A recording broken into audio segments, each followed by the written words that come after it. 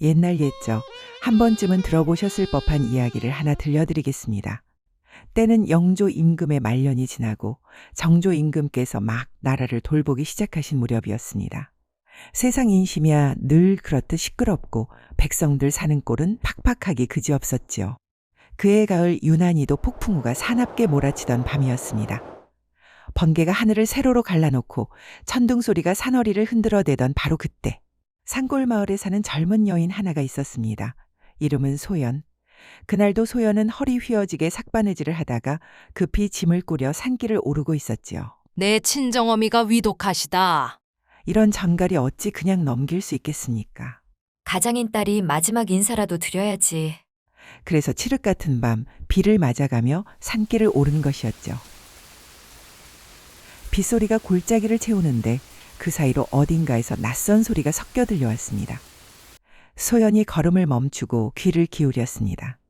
아기 울음소리였습니다. 아니, 이 한밤중에? 소연은 가슴이 철렁 내려앉아 소리나는 쪽으로 황급히 달려갔습니다. 길 옆 바위 틈 사이 낡은 거적대기에 둘둘 말린 갓난아기가 비를 온몸으로 맞으며 울어젖고 있는 것이 아니겠습니까? 세상에 누가 이런 천인공노할 짓을. 소연은 지체 없이 품에 안았습니다. 얼음장처럼 차가운 몸, 금방이라도 꺼질 듯한 숨. 조금만 늦었어도 그 목숨이 어찌 되었을지 모를 일이었습니다. 그 순간 소연의 마음속에서 친정 어머니와 이 아이 사이에 짧지만 깊은 갈등이 스쳤습니다. 어머니께 달려가야 하는데. 하지만 이 아이를 두고 갈 수는 없어. 잠시 고민하던 소연은 결국 아기를 가슴 깊이 안고 결단을 내렸습니다. 조금만 버텨라. 일단 집으로 데려가야겠다. 어머니 댁에는 새벽에라도 다시 가면 되지. 그렇게 소연은 방향을 돌려 폭우 속을 가로질러 자신의 집으로 달려갔습니다. 집에 돌아와 보니 아기는 온몸이 젖어 떨고 있었고 소연은 밤새도록 마른 천으로 몸을 닦고 불을 지폈습니다. 젖은 옷을 벗기고 몸을 닦여주다가 소연이 문득 숨을 멈추었습니다. 아기의 등 한가운데 희미하게 빛나는 문양이 하나 새겨져 있었던 것입니다. 마치 초승달처럼 휘어진 묘한 기운이 도는 표식이었죠.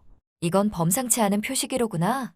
다음 날 아침 밤새 아이를 지켜보느라 한숨도 못 잔 소연은 친정어머니의 병환이 너무 위독하지 않기를 기도하듯 바라보고 있었습니다. 그때 문 밖에서 지팡이 짚는 소리가 들리더니 낯익은 목소리가 들렸습니다. 소연아, 열어보아라. 소연이 문을 열자 마을의 무당 월화가 서 있었습니다. 소연은 반가움과 놀람이 뒤섞인 표정이었습니다. 월화 어머니? 이 비에 어쩐 일이십니까? 밤새 꿈자리가 심상찮아 잠을 이룰 수가 없었다. 내 집으로 가면 알게 되리라는 그런 기시가 있었지. 월화는 소연의 어릴 적부터 지켜보던 사람이었기에 이런 방문이 낯설지 않으면서도 설명할 수 없는 압박감이 느껴졌습니다. 월화가 집 안으로 들어와 아기가 누운 자리를 보자마자 얼굴빛이 사색이 되었습니다. 이 아이를 어디서 데려왔느냐? 소연은 어젯밤 일을 모두 들려주었습니다. 월화는 떨리는 손으로 아기의 등을 들어 문양을 확인하더니 낮게 읊조렸습니다. 하늘이 숨긴 씨앗이다. 복과 화가 함께 따르는 운명의 아이로다. 소연의 가슴이 또다시 덜컥 내려앉았습니다. 어머니, 그 말이 무슨 뜻입니까? 너도 앞으로 알게 되리라. 이 아이를 품었으니 이제부터는 너의 운명도 크게 휘어질 것이다. 소연은 한참을 망설였지만 아기의 작은 손이 자기 손가락을 움켜쥔 순간 심장이 무너져 내리는 듯 했습니다. 제가 키우겠습니다. 제 자식으로 삼고 싶습니다. 월화는 깊은 한숨을 내쉬었습니다. 그렇게 될 줄 알았다. 그러나 잊지 말거라. 하늘이 맡긴 인연은 결코 가벼운 무게가 아니다. 그리하여 갓 버려진 한 아이의 운명도 그리고 한 여인의 인생도 그날 새벽 달빛 아래서 조용히 바뀌기 시작한 것이었습니다. 소연은 한참을 말없이 아이를 바라보았습니다. 자기도 젊은 날 서방을 잃고 가진 것 하나 없는 가난한 홀몸이죠. 앞날이 고달프다는 것쯤은 이미 알고 있는 처지였습니다. 그럼에도 불구하고 이 작은 생명을 보는 순간 이상하게도 마음이 끌려왔습니다. 소연은 잠시 생각에 잠겼다가 빙긋이 웃으며 말했습니다. 구름, 운, 학학. 하늘을 나는 학처럼 곱고 높게 자라다오. 이제부터 너는 나의 아들 운학이니라. 이렇게 하여 비바람치던 그 밤, 달 아래 버려진 한 아이의 운명이 소연이라는 여자와 얽히며 기나긴 인연의 첫 장을 넘기게 되었죠. 세월이란 것이 마치 산골짜기 물 흐르듯 그렇게 흘러갑니다. 조그만 손발로 울음을 터뜨리던 아기는 어느새 키가 훤칠한 젊은이로 자라났습니다. 운학은 어느덧 16을 훌쩍 넘긴 청년이 되었습니다. 몸은 다부지고 얼굴은 곱상하되 말수가 적고 성정은 깊었습니다. 무엇보다도 사납거나 꾀를 부리지 않았고 묵묵하고 성실하기 그지없었죠. 다만 이 운학을 곱게 보지 않는 이들도 있었습니다. 바로 마을 사람들이었죠. 저 산골 과부 하나가 어디서 주워온 아이라고 하더라. 밤만 되면 달빛 아래 혼자 멍하니 앉아 있다더라. 뭔가 수상한 놈이야. 사람들 입은 참으로 가볍고도 모질지요. 운학도 그 수군거림이 귀에 안 들어올 리 없었습니다.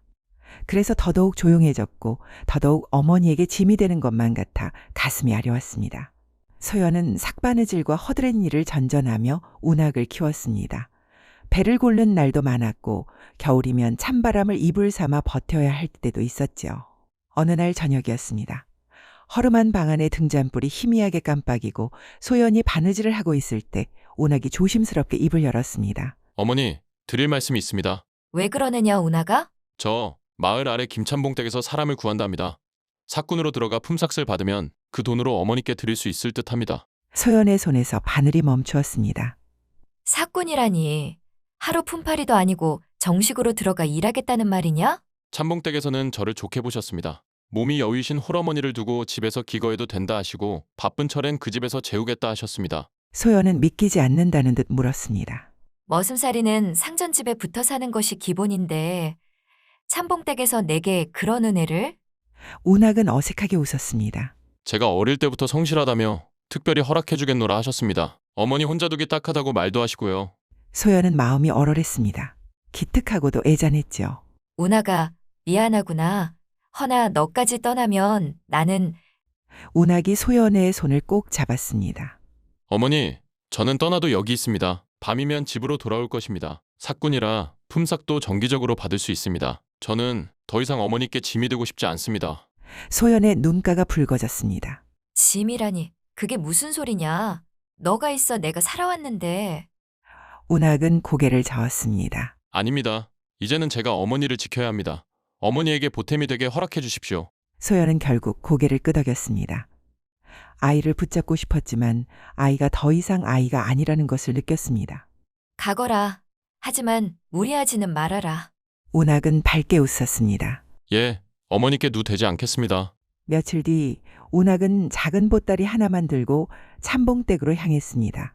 사꾼으로 이름을 올렸고 집안의 잔심부름부터 드릴까지 맡게 되었죠. 운학은 낮 동안은 성실히 일했고 그 품삯은 모두 소연에게 건넸습니다. 이 정도면 석 달이면 겨울살은 살 수 있겠습니다. 운학의 말을 들을 때마다 소연의 눈동자는 미세하게 떨렸습니다. 운학은 사꾼으로 시작했으나 참봉댁에서는 곧 그의 성실함과 올곧음을 알아보았고 바쁜 철이나 명절 무렵에는 자연스레 머슴처럼 대우하며 중요한 일도 맡기게 되었죠. 하지만 운학은 여전히 밤이면 소연의 집으로 돌아왔습니다. 그것이 참봉댁과의 약조였고 무엇보다 어머니가 기다리고 있었기 때문입니다. 운학은 새벽 달기 울기 전부터 일어나 물길어 나르고 해가 중천에 떠 있으면 들에 나가 삽질하고 어둑어둑해질 때까지 집 나르고 장작 패고 몸 한번 펴기도 어려운 나날이 이어졌습니다. 그러나 운학은 불평 한마디 하지 않았습니다. 이 손에 박힌 굳은 살이 어머니의 이마주름을 조금이라도 덜어준다. 이렇게 생각하니 힘들어도 견딜 수 있었던 것이죠. 그렇게 꼬박 1년이 흘렀습니다. 그리고 그날은 봄 기운이 완연한 봄날. 참봉댁에서는 큰 혼례 준비가 한창이었죠. 운학은 심부름꾼으로 장터에 보내졌습니다. 5일장이 서는 날이라 마을 아래 장터는 사람들로 북적였습니다. 곡식 파는 소리, 생선 손질하는 소리, 머슴들 웃고 떠드는 소리, 아이들 뛰노는 소리가 뒤섞여 장터는 그야말로 한바탕 큰 마당이었지요.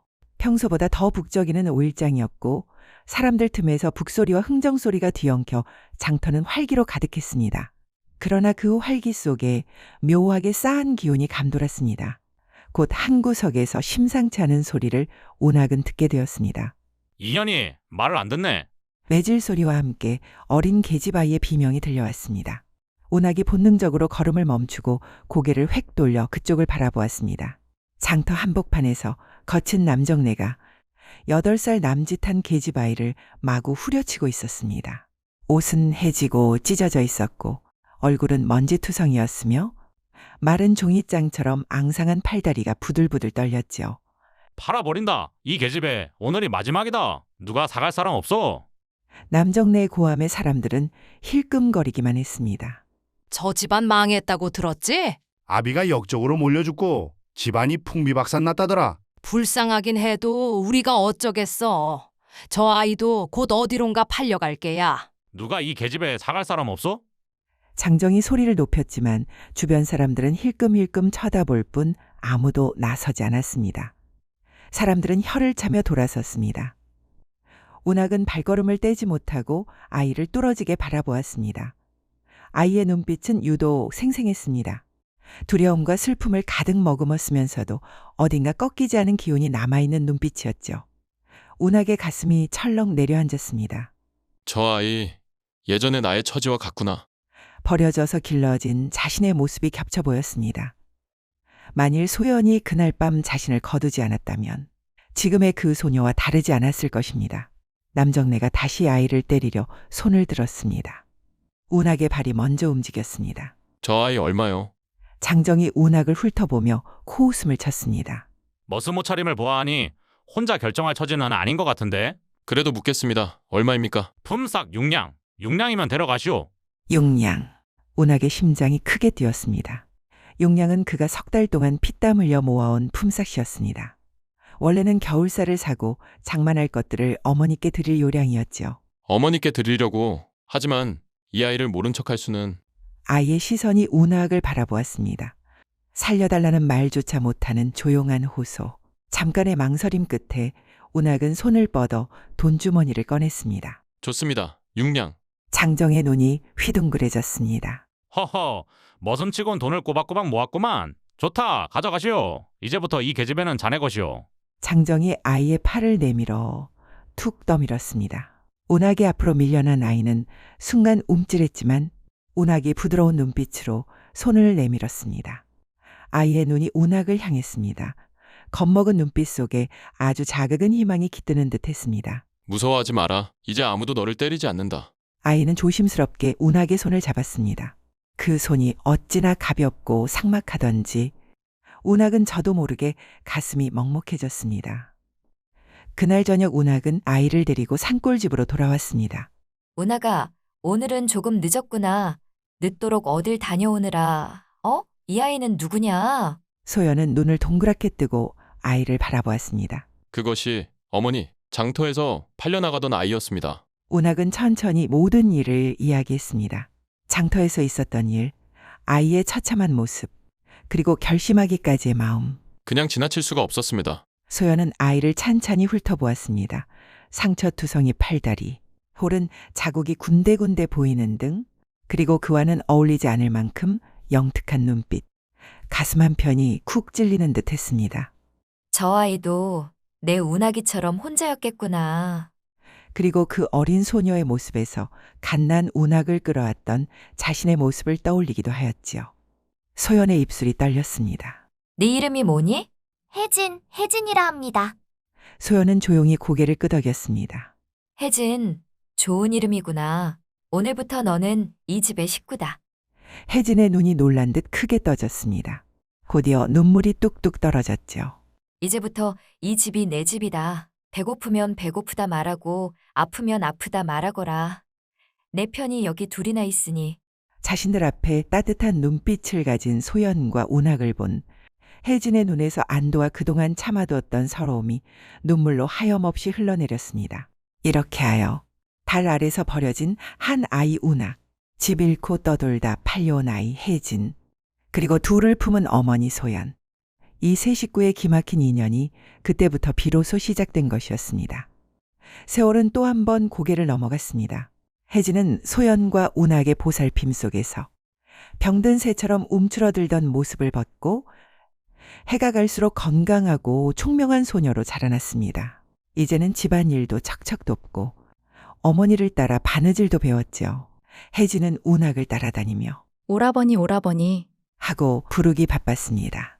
운학이 나무를 패면 옆에서 장작을 모았고 운학이 물을 길어오면 항아리 입구를 잡아주었죠. 오라버니, 이 정도는 제가 하겠습니다. 괜찮다. 아직 무거울 텐데. 그래도 오라버니가 혼자 하시는 건 더 보기 싫어요. 처음에는 동생 같기만 했던 혜진이 조금씩 자라면서 운학의 눈에도 달리 보이기 시작했습니다. 웃을 때 눈가에 살짝 잡히는 주름, 어머니를 챙길 때의 살뜰한 손길, 힘들어도 내색 없이 꾹 참는 그 기질이 왠지 모르게 마음을 찡하게 건드렸죠. 소연은 그런 두 아이를 바라볼 때마다 가슴이 벅차오르곤 했습니다. 하늘이 나 같은 여자에게도 이런 복을 주는구나. 이런 생각을 수도 없이 했더랬죠. 그러나 복이 찾아오면 화도 함께 따라오는 법. 그의 가을 고을 사람들은 술렁였습니다. 새 수령이 온다지. 인심 고약하다는 소문이 자자하더이다. 그 음험한 소문은 곧 현실이 되었습니다. 곧 고을의 새로운 수령이 부임해 왔습니다. 이름은 방도윤. 겉으로는 말쑥한 선비꼴을 하고 있었지만 속에는 야심과 욕심이 들끓는 자였습니다. 부임하자마자 한 일이 무엇이었겠습니까? 전임 수령이 세금을 허술하게 거두었구나. 장부를 다시 작성하라. 땅 문서를 모두 조사하여 숨겨진 토지가 없는지 샅샅이 살피라. 백성들의 가슴이 바싹바싹 타들어갔습니다. 마다 세금이 또 오른단 말이오? 올라서 끝이 아니래요. 숨어있는 땅까지 들추겠대요. 저 양반 눈빛부터 심상치 않았어. 마을 사람들 입에서 탄식이 끊이지 않았지만 권력 앞에서 그저 이를 악물고 참는 수밖에 없었습니다. 관아담장이 허물어졌으니 마을 장정들을 모두 징발하여 공사를 하라. 머슴이든 농부든 사꾼이든 남정이라면 죄다 끌려갔습니다. 운학도 그중 하나였습니다. 소연은 걱정스레 손을 잡았으나 운학은 어머니의 손을 잡고 말했습니다. 어머니, 걱정 마십시오. 이런 부역은 늘 있는 일입니다. 저는 다녀오겠습니다. 그리고 운학은 다른 장정들과 함께 관아로 향했습니다. 불볕이 대낮 하늘에서 사정없이 쏟아지던 날, 운학은 허리 한번 펴지 못한 채 커다란 돌을 나르고 있었습니다. 등에는 땀이 줄줄 흘러 적삼이 몸에 착 달라붙을 지경이었죠. 그때였습니다. 이놈, 더 빨리 못 움직여. 저건 찌기에 호공을 가르며 날아들었습니다. 촉! 매질 소리와 함께 운학의 등 뒤 적삼이 길게 찢어져 나갔습니다. 관속 하나가 모에 홀린 사람처럼 그 자리에 얼어붙었습니다. 저건! 찢어진 옷틈 사이로 운학의 등에 새겨진 초승달 문양이 또렷하게 드러났기 때문입니다. 관속이 허둥지둥 뛰어나가며 소리쳤습니다. 나리, 방도윤 나리, 어서 이리 와보십시오. 잠시 후 방도윤이 거만한 걸음으로 돌무더기 사이를 가르며 다가왔습니다. 무슨 소란들이냐? 일할 생각은 않고. 나리 저놈의 등을 보십시오. 관속이 손가락으로 운학을 가리켰습니다. 방도윤이 눈살을 찌푸리며 운학에게 다가왔습니다. 고개 숙여라. 운학은 영문도 모른 채 고개를 숙였고 운학의 상처난 적삼을 헤치고 등을 보자 그 얼굴빛이 순식간에 바뀌었습니다. 조승달 형사인가? 방도윤의 손이 미세하게 떨렸습니다. 그가 알고 있는 비밀이 하나 있었기 때문입니다. 그 순간 방도윤의 얼굴에서 피기가 가셨습니다. 이 모양은 그의 머릿속에 오래전 한양에서 보았던 비밀 기록 한 줄이 번개처럼 스쳐갔습니다. 칠성각 아래에 숨겨둔 왕자의 기록이었죠. 이름은 월윤이라 하며 태어날 때부터 등에 초승달 문양을 지녔다. 궁중의 피바람 속에 사라져 시신조차 찾지 못하였다. 방도윤의 입가에 서늘한 미소가 스멀스멀 기어올랐습니다. 세상 천지 어디 가서 닿지 못한 왕실의 피가 이런 산골 머슴으로 자라 있었다고. 그의 눈빛이 욕심으로 번쩍였습니다. 이 아이를 손에 쥐면 나 방도윤의 앞날은 활짝 열리겠구나. 방도윤은 억지로 침착한 척하며 낮게 명령했습니다. 저놈을 따로 떼어내서 관아 뒤편 창고에 가두어라. 더 조사할 것이 있다. 예, 나리. 그렇게 운학은 이유도 모른 채 관아 뒤편 사창으로 끌려갔습니다. 그날 밤 관아 뒤편 불도 잘 들어오지 않는 어두운 방 안에 운학이 홀로 앉아 있었습니다. 손은 묶이지 않았지만 문은 굳게 잠겨 있었죠. 바깥에서는 한참이나 사람들이 서성이는 기척이 들렸다 사라졌고 어느 순간 모든 소리가 뚝 끊겼습니다. 곧이어 삐걱 문이 열리며 누군가 들어섰습니다. 등잔불 아래로 드러난 얼굴은 바로 방도윤이었습니다. 이름이 무엇이냐? 운학입니다. 성은? 모릅니다. 부모는 누구냐? 알지 못합니다. 비 오는 어느 밤 산길에 버려져 있었답니다. 운학의 대답에 방도윤의 입꼬리가 더 올라갔습니다. 그래, 그래야 기록가 맞지. 방도윤은 의도적으로 한마디를 툭 던졌습니다. 월윤? 예? 아니다. 혼잣말이다. 방도윤이 의자에 앉아 다리를 꼬았습니다. 운학은 자리에서 일어나 예를 갖추었습니다. 제가 무슨 죄를 지었는지 말씀해 주십시오. 방도윤은 대답 대신 운학의 등을 가리켰습니다. 그 등에 새겨진 문양. 어디서 본 것 같아서 말이다. 운학은 잠시 말이 막혔습니다. 저도 모릅니다. 어릴 때부터 있었다고만 어머니께 들었습니다. 방도윤은 음흉하게 웃었습니다. 그래? 정말 모른단 말이지. 잠시 침묵하며 방도윤은 운학의 얼굴을 뚫어지게 바라보았습니다. 운학이 정체를 숨기는지 알아보려는 듯한 눈빛이었습니다. 그러나 운학의 표정에는 두려움과 혼란만 있을 뿐이었습니다. 흥미롭군. 방도윤이 등잔 불길을 살짝 올렸습니다. 그의 얼굴이 붉게 빛나며 음영이 살벌하게 갈렸습니다. 방도윤은 등을 돌리며 말했습니다. 너를 가둬둘 이유가 없다. 하지만 잊지 마라.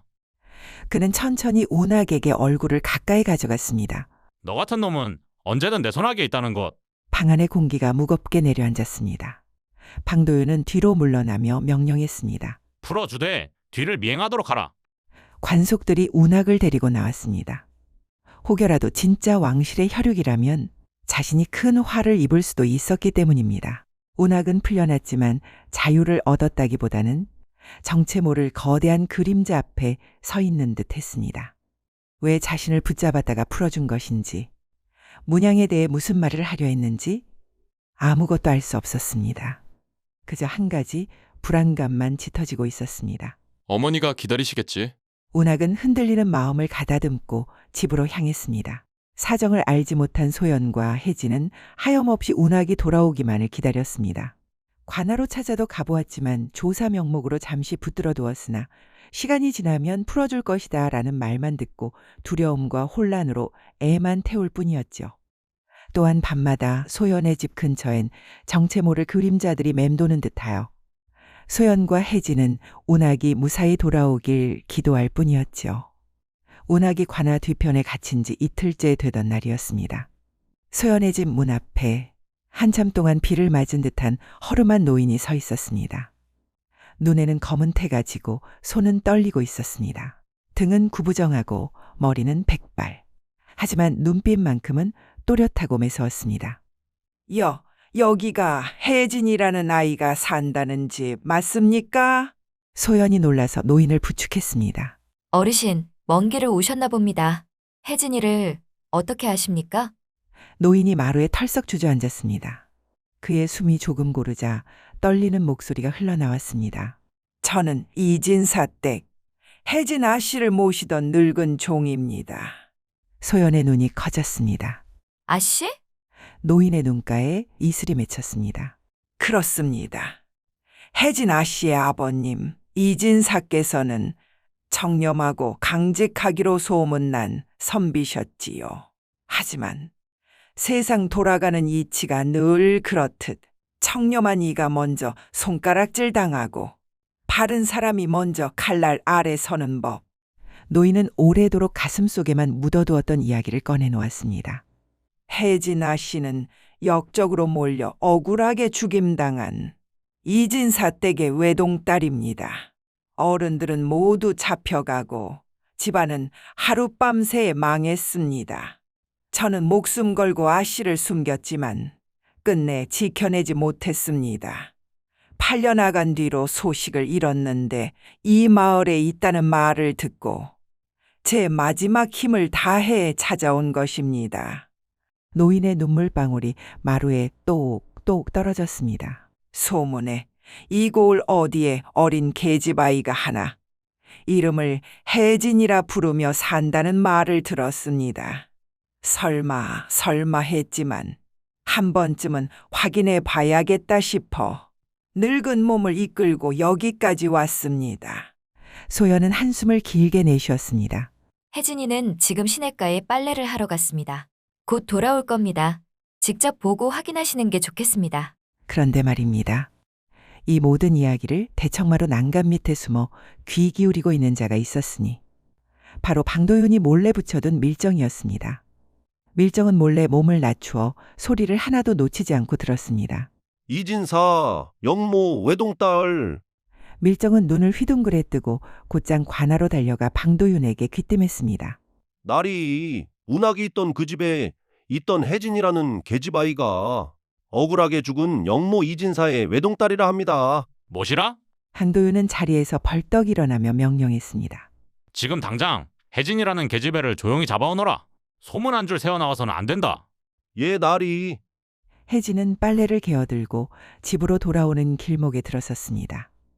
문 앞에서 그녀를 기다리는 늙은 종은 숨을 고르며 두 손을 모았습니다. 아씨, 드디어. 둘이 만나기까지는 단 10걸음도 남지 않은 순간이었습니다. 그러나 어둠 속에서 달리는 말발굽 소리가 울렸습니다. 방도윤에게서 명령을 받고 달려온 자들. 혜진이 대문에 손을 대려던 찰나 지금이다. 잡아라. 검은 그림자들이 덮쳐 혜진의 입을 틀어막았습니다. 혜진이 몸부림을 쳤지만 다부진 팔에 꽁꽁 묶여 움직일 수가 없었습니다. 조용히 해라. 소리 지르면 그 자리에서 목이 꺾인다. 낮고 거친 목소리가 귀 옆에서 속삭였습니다. 바구니는 돌계단 아래로 굴러떨어졌습니다. 혜진의 작은 몸이 부들부들 떨렸습니다. 마루 안에서 기척을 느낀 소연이 불이 나게 뛰어나왔을 때 어둠 속 그림자들은 이미 혜진을 들쳐업고 산길로 향해 달아난 뒤였습니다. 혜진아, 혜진아. 소연의 절규가 산골짜기에 메아리 쳤습니다. 혜진이 뒤로 잡아 끌려가는 광경을 늙은 종은 그저 멍하니 지켜볼 수밖에 없었습니다. 아씨, 아씨. 노인의 비명은 허공에 흩어졌습니다. 그녀들의 절규가 메마른 듯 터져나왔습니다. 하지만 대답은 아무 데서도 들리지 않았습니다. 마침 그때 관아에서 풀려나 집에 돌아오던 운학이 이 광경을 목격했습니다. 어머니, 무슨 일입니까? 운하가, 소연이 와락 매달렸습니다. 혜진이가 괴한들에게 끌려갔다. 내 눈앞에서 눈 깜짝할 사이에. 운학의 눈빛이 차갑게 식었습니다. 어디로 갔습니까? 얼마나 지났습니까? 아주 방금 전이다.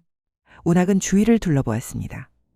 축축한 땅 위로 서너 명이 지나간 발자국이 희미하게 찍혀 있었습니다. 그 발자국은 산 쪽으로 이어지고 있었습니다. 운학의 눈빛이 흔들렸습니다. 누가 그런 짓을? 늙은 종은 흐느끼며 대답했습니다. 혜진아 씨는 역적의 핏줄이라 누군가 그걸 노린 것 같습니다. 운학의 심장이 쿵 하고 내려앉았습니다. 그리고 이를 악물었습니다. 어머니, 저는 갑니다. 운하가, 위험한 길인데 어찌하면 좋겠느냐. 너까지 잃으면 나는. 어머니, 운학이 소연의 두 어깨를 붙잡고 눈을 맞았습니다.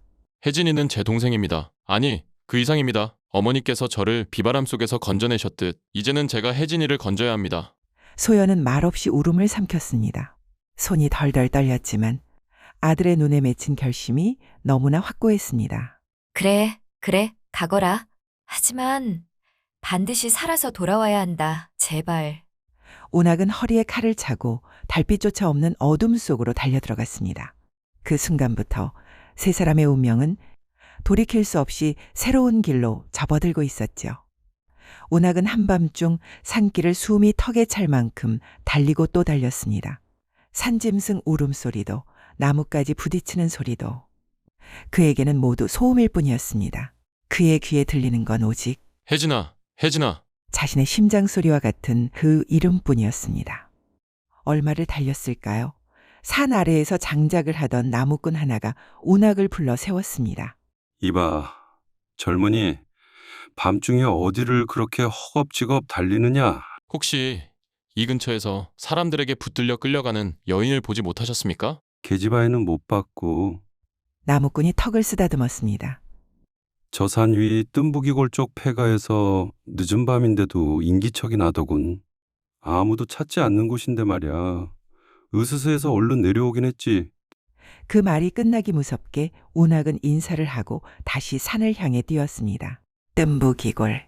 한때 산적들이 둥지를 틀었다 떠나버린 뒤 수십 년 동안 버려져 사람 그림자 하나 비추지 않는 옛 산채 폐가가 있는 곳이었습니다. 한편 괴한들은 혜진을 산채 폐가에 혜진을 묶어놓은 채 서성거리고 있었죠. 그때 방도윤이 모습을 천천히 드러냈습니다. 나리, 이 계집애는 어찌 처리할까요? 방도윤은 묶여있는 혜진을 잠시 내려다보았다. 혜진의 눈은 두려움으로 떨리고 있었다. 역적 이진사의 딸이라 왕손일지도 모를 놈을 곁에서 자라게 했구나. 역적의 피와 함께. 그는 코웃음을 쳤습니다. 궁에 갖다 바칠 카드 하나 얻었다 했더니 그 카드가 흙탕물에 뒤섞여 있었구나. 관속들이 서로 눈치를 보았습니다. 나리, 그럼. 저 계집 아이가 살아있는 한 원륜군의 가치는 반토막 난다. 왕실은 역적의 피와 뒤엉킨 왕손을 좋아하지 않는다. 설령 그놈이 진짜 왕손이라 해도 더러운 인연이라 하여 버릴 명분만 만들어줄 뿐이다. 그는 혜진에게 다가가 얼굴을 들겠습니다. 네가 살아있는 것만으로도 내게 독이다. 운학도 너도 모두 나를 망칠 씨앗이다. 혜진이 떨리는 목소리로 말했습니다. 제가 무슨 죄를? 죄? 내 피가 죄다. 방도윤이 손을 젓자 관속들이 준비한 기름 항아리를 가져왔습니다. 불을 지르면 된다. 역적의 피도 왕손을 더럽힌 꼬리표도 모두 산채로 없어지겠지. 기름이 바닥에 철철 흐르며 악취가 퍼졌습니다. 방도윤은 횃불을 들며 중얼거렸죠. 나는 깨끗한 원륜군 하나만 있으면 된다. 역적의 딸 따위는 필요 없다. 그때 문이 쾅 소리를 내며 열렸습니다. 멈춰라. 운학이 혈투를 뚫고 폐가 안으로 뛰어들었습니다. 방도윤이 눈을 가늘게 뜨며 말했죠. 왔구나 원륜군. 운학의 눈빛이 번쩍이었습니다. 그런 이름 따위는 모릅니다. 혜진을 놓아주시죠. 놔달라고? 왕손의 가치가 떨어지게 생겼는데? 방도윤은 횃불을 높이 들었다. 이 아이가 살아있는 한 너는 절대 깨끗한 왕손이 될 수 없다. 내 계산도 틀어지지. 운학이 분노에 떨며 외쳤습니다. 혜진은 내 가족이다. 누구도 해칠 권리가 없다. 방도윤이 코웃음을 치며 말했죠. 그러니까 없애는 거다. 너를 위해서도 나를 위해서도. 그 순간 방도윤의 손에서 불꽃이 떨어졌습니다. 바닥에 흘러있던 기름이 순식간에 불붙었죠. 안 돼. 폐가 전체가 불길에 휩싸이며 운학이 불 속으로 뛰어들었습니다. 안으로 들어서자 이미 방 안 곳곳에 불길이 번지고 있었습니다. 석가래가 타들어가며 떨어진 잿덩이가 이리저리 튀었습니다. 매캐한 연기가 눈과 코를 파고들어 숨쉬기조차 힘든 상황이었죠. 운학이 팔로 입과 코를 가리고 방마다 문을 열며 외쳤습니다. 혜진아, 어디 있느냐? 오라버니. 구석진 방 한편에서 새끼줄에 묶인 채 쓰러져 있는 소녀가 보였습니다. 혜진이었습니다. 움직일 힘도 남지 않은 듯. 얼굴은 창백했고 눈만 겨우 뜨고 있었습니다. 운은하기 달려가 그녀의 곁에 엎드렸습니다. 늦어서 미안하다. 이제 괜찮다. 형이 왔다. 운학은 떨리는 손으로 밧줄을 풀어냈습니다. 그러는 사이에도 바깥에서 타들어가는 기둥 소리와 천장이 삐걱거리는 소리가 계속 들려왔습니다. 오라버니 무서워요. 혜진이 가느다란 손으로 운학의 소매를 붙들었습니다. 무서울 것 없다. 눈을 감고 내 등에 엎혀라. 운학은 혜진을 업고 몸을 앞으로 숙였습니다. 그때 문 밖에서 불길이 한꺼번에 확 치솟으며 유일한 출구를 삼켜버렸습니다. 연기가 눈을 찌르고 숨을 들이쉴수록 폐가 타는 것 같았습니다. 크흑. 혜진이 거칠게 기침을 터뜨렸습니다. 운학은 숨을 고르며 주위를 둘러보았습니다. 문은 막혔다. 다른 길을 찾아야 한다. 타다 남은 기둥과 대들보 사이 아주 작게 뚫린 빈틈이 하나 보였습니다. 아이 하나가 기어서 나갈 만한 구멍이었죠. 혜진아, 꽉 붙잡아라. 운학은 몸을 최대한 낮추고 불꽃이 가장 심한 곳은 팔꿈치와 어깨로 막아내며 한 걸음 한 걸음 앞으로 나아갔습니다. 등에 엎인 혜진의 뜨거운 눈물이 운학의 목덜미를 타고 흘러내렸습니다. 오라버니, 저 때문에 이렇게까지. 그런 소리 하지 마라. 어머니가 나를 건졌듯 내가 너를 건지는 건 당연한 일이다. 오르릉 쾅 천둥 소리가 머리 위를 때렸고 곧이어 퍼부어지는 비가 지붕 틈으로 떨어져 내렸습니다. 그러나 이미 머리에 기름이 듬뿍 뿌려진 석가래는 비를 맞아도 쉽게 꺼질 기미가 보이지 않았습니다. 운학은 마지막 힘을 짜내어 바닥을 기듯 기어서 그 작은 구멍 앞에 다다랐습니다. 혜진아, 먼저 나가라. 안 됩니다. 오라버니부터. 형 말 들어와. 내가 뒤에서 밀어줄 테니 먼저 나가서 숨부터 돌려라. 혜진은 울음을 꾹 참고 몸을 웅크려 구멍 사이로 기어나갔습니다. 밖으로 머리와 어깨가 빠져나가자 운학은 안에서 두 손으로 그녀의 발을 힘껏 밀어 올렸습니다. 혜진이 바깥으로 굴러 떨어지듯 빠져나왔습니다. 숨을 고르기도 전에 혜진은 다시 구멍으로 팔을 뻗었습니다. 오라버니, 이제 오라버니 차례예요. 운학은 미소를 지으려 했지만 입술 사이로 피만 번졌습니다. 그래, 조금만 기다려라. 운학이 몸을 낮춰 구멍으로 나가려는 그 순간 쾅! 머리 위에서 타들어가던 석가리 하나가 그대로 떨어지며 운학의 어깨와 등을 덮쳤습니다. 불길이 옷섭을 태우고 뜨거운 열기가 피부를 무자비하게 파고들었습니다. 오라버니! 혜진이 비명을 지르며 구멍으로 팔을 집어넣었지만 운학의 몸은 그 자리에서 움직이지 않았습니다. 괜찮다. 운학은 이마에 맺힌 땀과 재를 흘려보내며 이를 악물었습니다. 여기서 쓰러지면 혜진이와 어머니는 온몸이 비명을 질러도 심장만은 아직 꺼지지 않았습니다. 운학은 기적처럼 다시 몸을 일으켜 온 힘으로 떨어진 석가래를 밀어 올렸습니다. 그 순간 구멍 사이로 한 줄기 바람이 들어왔습니다. 따뜻한 살냄새 나는 바람이었습니다. 밖에서 뻗어온 혜진의 작은 손이 운학의 손목을 꽉 붙잡고 있었습니다. 오라버니 제발 같이 나가요. 운학은 그 손을 거칠게 그러나 조심스럽게 움켜쥐었습니다. 그래, 우리는 같이 나간다. 마침내 운학의 몸이 구멍 밖으로 미끄러져 나왔습니다. 두 사람은 비에 젖은 흙바닥 위로 나뒹굴듯 쓰러졌습니다. 뒤를 돌아보니 폐가는 이미 온통 불길에 휩싸여 붉은 덩어리가 되어 흔들리고 있었습니다. 잠시 후 지붕이 내려앉으며 커다란 붉은 기둥이 하늘로 치솟았다가 꽈르르 주저앉았습니다. 폐가 한 채가 그렇게 한순간에 잿더미로 변했습니다. 혜진은 몸을 떨며 운학을 끌어안았습니다. 오라버니. 운학의 입술이 희미하게 움직였습니다. 괜찮다. 살아있으니 괜찮다. 그때였습니다. 멀리서 말발굽 소리와 나각 부는 소리가 함께 들려왔습니다. 저기다. 저 불기둥을 따라가면 된다. 불길을 등지고 달려오는 일행이 있었습니다. 앞장선이는 검은 관복을 입고 어깨에 붉은 쇼를 걸친 추국관 김대감이었습니다. 그 뒤로 관군들이 창과 활을 들고 뒤따르고 있었죠. 김대감은 타고 오던 말에서 뛰어내려 주위를 둘러보았습니다. 어둠 속에 쓰러져 있는 두 사람, 그리고 그 옆으로 말을 타고 도망치려는 방도윤의 모습이 눈에 들어왔습니다. 저놈이 방도윤이냐? 관군들이 소리쳤습니다. 잡아라. 혼비백산한 방도윤이 필사적으로 말고삐를 돌렸지만 이미 사방은 관군들에게 포위된 뒤였습니다. 이게 무슨 짓이오? 나는 이 고을의 수령이오. 감히 누구의 명령으로? 김대감의 목소리가 낮고 묵직하게 울렸습니다. 임금님의 명이시다. 그 한마디에 방도윤의 얼굴에서 기세가 쏙 빠져나갔습니다. 내 죄를 알겠느냐, 방도윤? 무슨 죄입니까? 왕실의 비밀을 캐내어 사리사욕을 채우려 한 죄, 죄 없는 백성을 핍박하고 억울한 피를 더한 죄, 이 아이들을 불태워 없애려 한 죄, 이것이 대역죄가 아니고 무엇이냐? 방도윤은 그제야 상황이 돌아올 수 없음을 깨닫고 몸부림을 치기 시작했습니다. 누가 그딴 말을 믿겠소? 증거가 어디 있다고? 김대감은 비웃음을 터뜨렸습니다. 증거라. 폐가 안에서 발견된 기름병들, 묶인 채 쓰러져 있던 이 아이들, 그리고 내가 버려놓은 온갖 악행을 적어둔 장부들, 이미 충분하다. 관군들이 방도윤의 팔을 비틀어 결박했습니다. 이놈을 포승줄로 묶어 한양으로 압송하라. 방도윤은 결국 자신이 쌓아올린 악업 속으로 끌려 들어가는 신세가 되고 말았습니다. 그 모든 광경은 비에 젖은 흙바닥에서 서로를 끌어안고 있던 운학과 혜진의 흐릿한 시야 속에서 조용히 사라져갔습니다. 그리고 마침내 긴 밤이 지나고 동이 트기 시작했습니다. 며칠 뒤 운학은 낯선 방 안, 낯선 이불 위에서 눈을 떴습니다. 천장에는 조촐한 나무 석가래가 보였고 옆에서는 약초 냄새가 은근하게 풍겨왔습니다. 가장 먼저 눈에 들어온 것은 운학의 손을 꼭 쥐고 있는 어머니, 소연의 손이었습니다. 어머니. 운학아. 소연이 눈가를 훔치며 웃었습니다. 정신이 드느냐. 사흘 동안 꼼짝도 안 하더니 얼마나 가슴이 철렁했는지 아느냐. 운학은 힘겹게 웃으며 물었습니다. 혜진이는 어찌 되었습니까? 걱정 마라.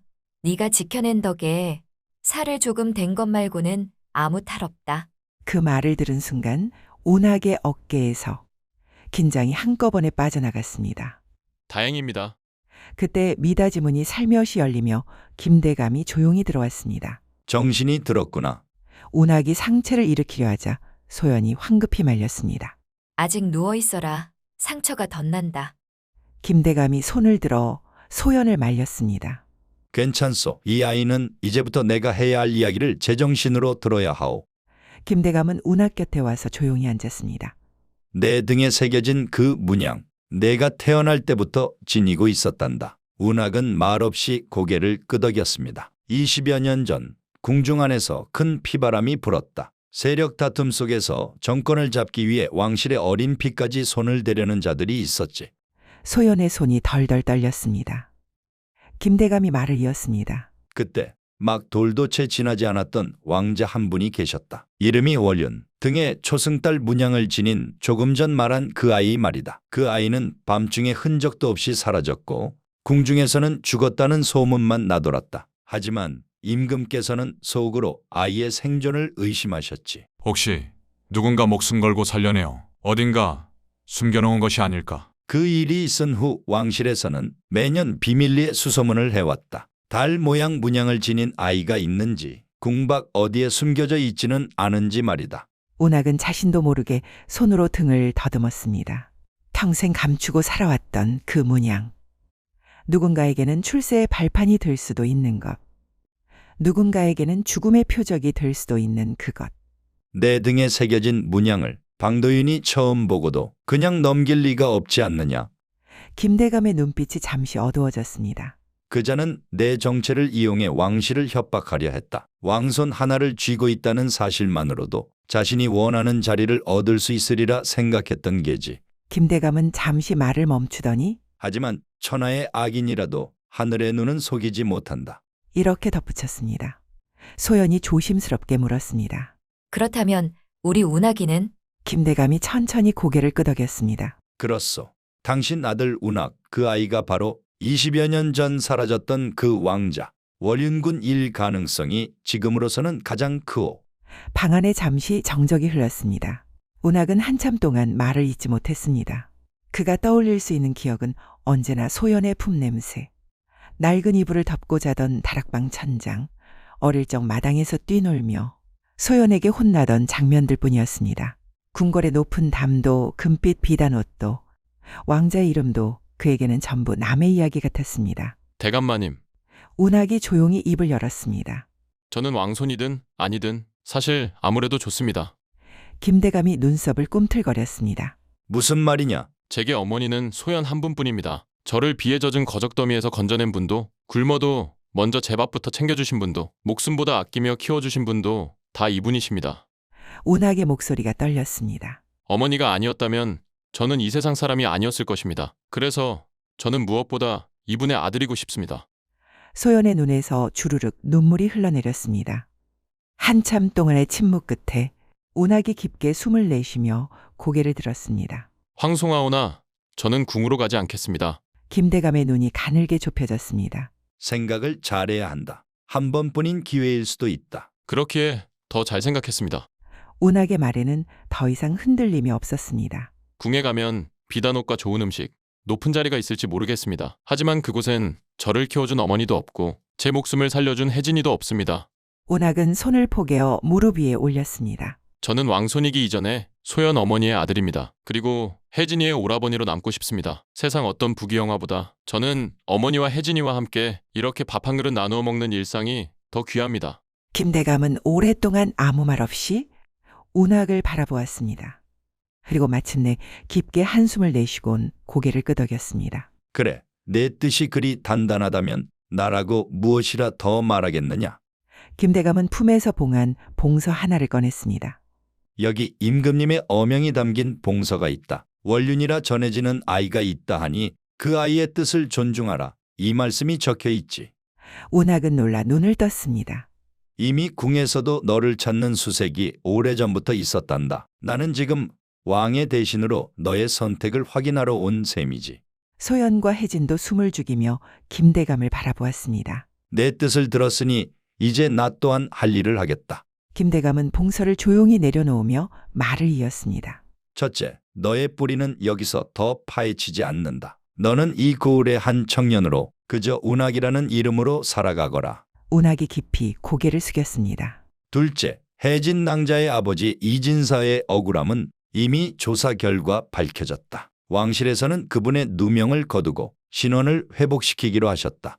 혜진의 눈이 커졌습니다. 그게 정말입니까? 그래, 지금부터 너는 역적의 딸이 아니라 억울함이 풀린 선비의 외동딸이 되는 것이다. 혜진의 눈물이 또르르 떨어졌습니다. 셋째, 너희 세 사람이 조용히 그러나 부족함 없이 살아갈 수 있도록 넉넉한 토지와 집을 하사하신다. 소연이 자리에서 벌떡 일어나 손을 모으고 절을 올렸습니다. 황공하옵니다. 정말 황공하옵니다. 김대감은 마지막으로 한마디를 덧붙였습니다. 다만 한 가지 약속해야 할 것이 있다. 무엇이옵니까? 운학이 물었습니다. 너의 등에 새겨진 그 문양, 그리고 내가 왕실의 피를 이었다는 소문, 이것을 함부로 떠들지 않을 것. 궁에서도 이제 너를 부르지 않을 것이다. 그러니 너 또한 이 길고 긴 인연을 조용히 가슴속에 묻고 살거라. 운학은 조용히 고개를 끄덕였습니다. 명심하겠습니다. 이제 남은 삶은 너희 셋이 꾸려나갈 몫이다. 그렇게 말하고 김대감은 조용히 방을 나섰습니다. 석 달 후 눈 녹은 자리에 새싹이 돋고 산골짜기마다 꽃소식이 들려오던 어느 봄날, 마을에서 조금 떨어진 언덕 위에 새로 지은 집 한 채가 있었습니다. 너무 크지도 너무 작지도 않은 집. 앞마당에는 매화나무 몇 그루가 서 있었고 뒷뜰에는 소박한 텃밭이 일구어져 있었습니다. 햇살이 기와 위를 부드럽게 쓰다듬고 바람이 매화 향기를 가만히 안고 다니는 집. 그 집 마루에 소연이 앉아 바느질을 하고 있었습니다. 운하가 물 한 그릇 마시고 와라. 해가 중천이다. 마당 한편에서 괭이를 잡고 있던 운학이 이마에 땀을 훔치며 마루로 올라왔습니다. 예, 어머니. 혜진은 부엌에서 저녁 준비를 하다가 운학이 올라앉는 모습을 보곤 빙긋 웃으며 따라 나왔습니다. 오라버니 오늘 저녁은 오라버니가 좋아하시는 된장찌개에 달래를 조금 썰어 넣었어요. 그래? 이 봄에 달래라. 벌써부터 맛있는 냄새가 나는 것 같구나. 운학이 농을 던지자 세 사람의 웃음소리가 마당에 퍼졌습니다.